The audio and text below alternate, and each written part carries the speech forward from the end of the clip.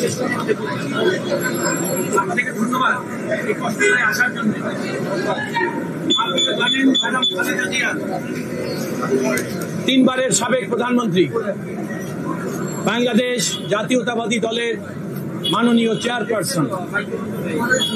আওয়ামী লীগ সরকার যখন বিনা ভোটে রাষ্ট্র ক্ষমতা জবরদখল করেছে, তখন রাষ্ট্রযন্ত্র ব্যবহার করে মিথ্যা মামলায় তাকে সাজা দিয়েছিল। শুধু তাই না, কিছু গুইফোর লোক যাদের কোনো নাম সর্বস্ব, নাম পরিচয়হীন, তারা ওই সরকারের মদতে ম্যাডাম খালেদা জিয়ার বিরুদ্ধে একের পর এক মামলা করেছে এবং আদালত সরকারের প্রভাবে তখনকার সময়ে সেই সকল মামলা আমলে গ্রহণ করতে হয়েছে। দিনের পর দিন ওই মামলার বাদী, যারা বাদী ছিলেন তারা মামলা করেছেন এবং এই বাদী যারা, তারা প্রত্যেকে আওয়ামী লীগের পৃষ্ঠপোষক ছিলেন। আপনি এবি সিদ্দিক নামে একজন লোক ছিলেন, তিনি মারা গেছেন 4 বছর আগে, কিন্তু তার মামলা এখনো মরে নাই, যেটা আজকে খালাস পেলেন ম্যাডাম খালেদা জিয়া। অর্থাৎ সরকারের ইঙ্গিতে 5 আগস্টের আগ পর্যন্ত এই মামলায় যত আমরা ডাক চিৎকার করেছি, আদালতে নিবেদন করেছি, আদালত শুধু তারিখের পর তারিখ দিয়ে যেতেন, কারণ সরকারের পৃষ্ঠপোষকতা এই সকল মামলা ছিল। মামলা ছিল ম্যাডামের খালেদা জিয়ার জন্মদিনের মামলা। মামলা হলো মুক্তিযোদ্ধাদের সংখ্যা নিয়ে দেশের সাবেক প্রাইম মিনিস্টার কথা বলেছিলেন। তিনি বলেছিলেন যে যারা শহীদ মুক্তিযোদ্ধা তাদের পরিবারের দিকে আমাদের খেয়াল রাখতে হবে, তাদের তালিকা করা অত্যন্ত জরুরি, জাতি তার কাছে ঋণী। সেটা নিয়েও একটা মামলা করেছেন এবং মনে রাখবেন, আইনের কিছু কিছু ধারায় মামলা করতে হলে রাষ্ট্রের, অর্থাৎ রাষ্ট্রের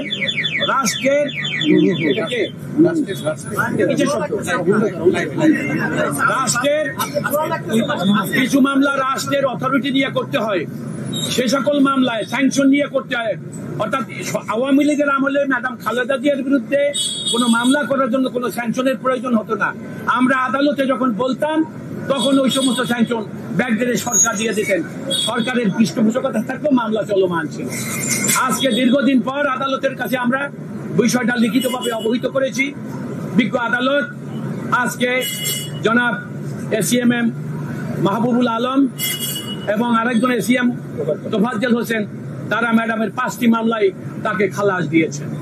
আপনাদের সবাইকে ধন্যবাদ। এই মামলাগুলো তো মিথ্যা মামলা ছিল, তাই এই মামলা মিথ্যা। এটা শুধু মিথ্যা নয়, এটা ছিল আওয়ামী লীগের সরকারের কাল্পনিক মামলা এবং আমি বলেছি কিন্তু নাম সর্বস্বহীন পরিচয়হীন মানুষ, তারা আওয়ামী লীগের আনুকূল্য পাওয়া, দুর্নীতিতে সামিল হওয়া এবং রাষ্ট্রযন্ত্র ব্যবহার করে খালেদা জিয়ার নামে মামলা করলে সরকারের কাছাকাছি যাবে, দুর্নীতি করতে পারবে, সেই কারণে সেই অসৎ উদ্দেশ্যে এই মামলাগুলো করা হয়েছিল।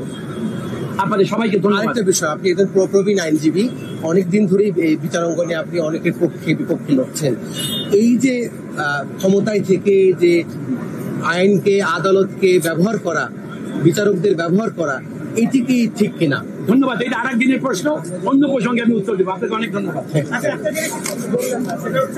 আমরা পেলাম না যে আসলে এই যে বললেন রাষ্ট্রযন্ত্রকে ব্যবহার করে তারা হচ্ছে ভুয়া মামলাগুলো দিয়েছে, অভিযোগগুলো কি ছিল একটু আমি আবার বলি, আপনি শুনুন, এই যে আপনারা শুনবেন, আমি বলছি শুনুন।